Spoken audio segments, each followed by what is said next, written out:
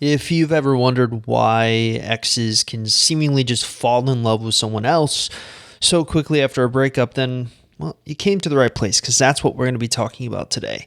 Now, the number one question that people tend to ask around this is, are they legitimately in love with this other person that they've moved on to? And I personally don't think it's anything personal towards you. So it's not any kind of slight. It's more their way of coping with grief and loss. Now, the one caveat I want to say here is that sometimes them moving on and seemingly falling in love with someone else can be healthy, especially if you're dealing with a relationship where you and your ex were together and it was a rather toxic environment. Either they were too codependent with you, you were codependent with them, they were narcissistic. You kind of, in these toxic situations, want to allow them to move on while you are working on your own sort of healing process. But situations where maybe that wasn't the case, maybe your relationship was rather good and then seemingly out of nowhere, out of the blue, they break up with you and move on to this new person and are doing all of these things with this new person that they didn't do with you, it can be hurtful. It can be painful. But I believe it's important to recognize that a lot of individuals who are in these type of relationships are kind of caught in an endless monkey branch loop.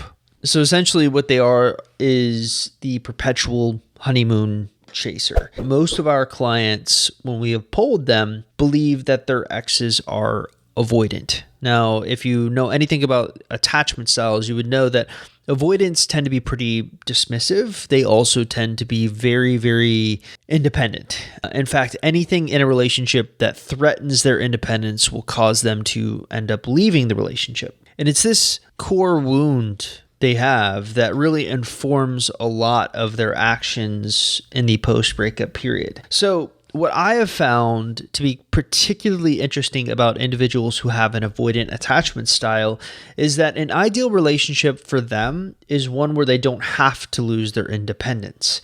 And really, when you enter into a new relationship with someone else, you go through this period of euphoria, this period that is also referred to as the honeymoon period. Now, if you actually think back on your own relationship experiences, you'll probably realize that usually during the honeymoon period, you're just basking in its warmth. You're not usually making any very big commitments.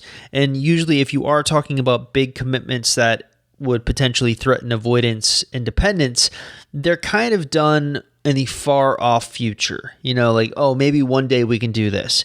Most of the time though, you're just basking in its brilliance. And for an avoidant, this is arguably the best thing possible. They are experiencing a relationship where they are getting all of the benefits of the relationship, but they're not having to make deeper commitments. Yet the thing about the honeymoon period is it inevitably will wear off. Now, sometimes it wears off in a couple of weeks. Sometimes it wears off in a year. Sometimes it could be 6 months. It's variable based on the relationship you are in with the person you are in the relationship with. So when this honeymoon period starts to wear off, the avoidance attention span for being in a relationship with you kind of ends. They start to notice any kind of anxious tendencies, or they start looking for any kind of excuse to end the relationship. And ultimately, they do end the relationship. And what do they do next? They start looking for a way to cope or ignore their grief by entering into another relationship where they can bask in the honeymoon period again. And so what you tend to see happen is they are jumping from relationship to relationship.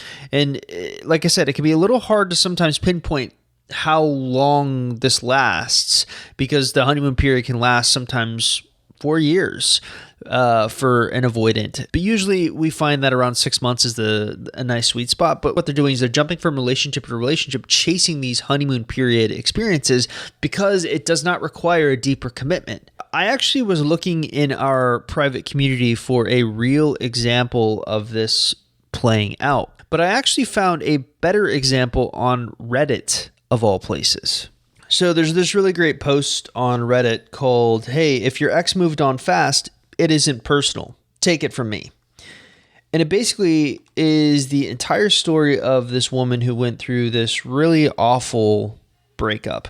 But what she learned at the end of this experience is what I just said, this perpetual honeymoon period chaser. So let's give a quick synopsis of this situation. Obviously, I'm going to link to this story. Her ex breaks up with her and she's devastated because very, very quickly after her ex breaks up with her, this ex moves on to someone else.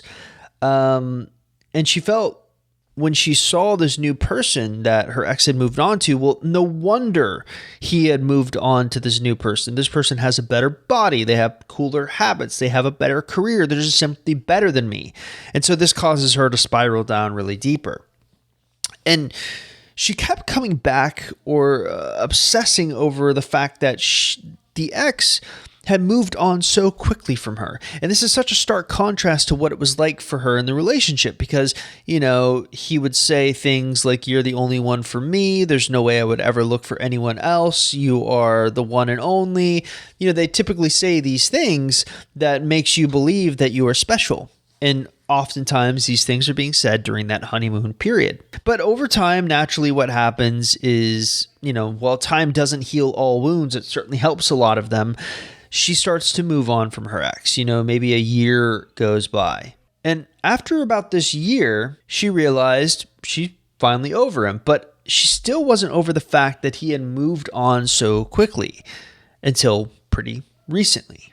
And I'm going to actually quote from her here because I don't want to mess up any of the details. I mentioned in my last post that I had found out on our breakup versary that my ex and his not so new girlfriend had broken up.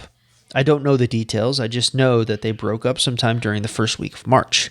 Recently, I rejoined my college friends group Facebook group chat. My ex is also in the group chat, but I felt that I was ready and I missed interacting with my friends. We broke up on decent terms and acknowledged that one day we would likely be in a situation where we would have to interact for the sake of our mutual friends, and that we would be mature about it. Not long after I joined, he sent some screenshots to our group chat of his conversation with some random girl he had DM'd on social media that he was trying to pursue. She rejected him. Our friends offered some support, but he said he was fine and was shooting his shot and DMing other girls too. It surprisingly didn't bother me too much, and I felt strangely better than I had in a long time. Then the reason why hit me. I checked my calendar and realized it had only been 2 or 3 weeks since he and his new ex-girlfriend had broken up. He was already trying to get a new girlfriend, and he might have even started sooner since he had apparently been doing this DMing thing for a while. So here we have basically a situation repeating himself. What's strikes me as really interesting about this situation is obviously there's a lot of negative self-talk the original poster had about comparing herself to the other woman. One of the things I really try to help my clients with is to help them not do that. But what I like about the fact that she did compare herself to this new woman and she felt like this new woman she was placing this person on a pedestal. The fact that her ex did the same thing to someone that was seemingly better than her, and I'm using air quotes to kind of really describe that because I don't think that's the case at all. It just proves this honeymoon chasing, monkey branching approach that some people tend to have. And I think there's a lot of different reasons for why exes will move from person to person, chasing honeymoon period from honeymoon period to honeymoon period. And I think a lot of it has to do with it gives them a lot of self-confidence. Claudia Brumbaugh, who's a PhD, a social personality psychologist, basically was arguing in an article on Hello Relish that individuals who are in rebound relationship experience increased well-being and self-esteem. And I feel like this is right on the mark with what I think happens when exes move on very, very quickly to other people. And it's not that they can't absolutely fall in love with other people. I just think that usually when they move on very quickly to someone else and are very quick to say that they love them, it's not necessarily about you, it's about them. They need confidence. They don't want to deal with the grief of a breakup. They don't want to deal with the depression revolving around a breakup. So they are actually going to use the honeymoon period they'll experience with someone else to help them distract that and also gain self-confidence. But there's also an ingrained habit at play here. They've done this so many times throughout their relationship career that this is the new norm for them. This is how they've learned to cope with the breakup. They don't handle the grief head on. They may say they do, but their actions almost always tell a different story. Instead, they're more confident or happy moving from honeymoon period relationship to honeymoon period relationship to honeymoon period relationship, all as a means to gain self-confidence because of how bad the breakups make them feel.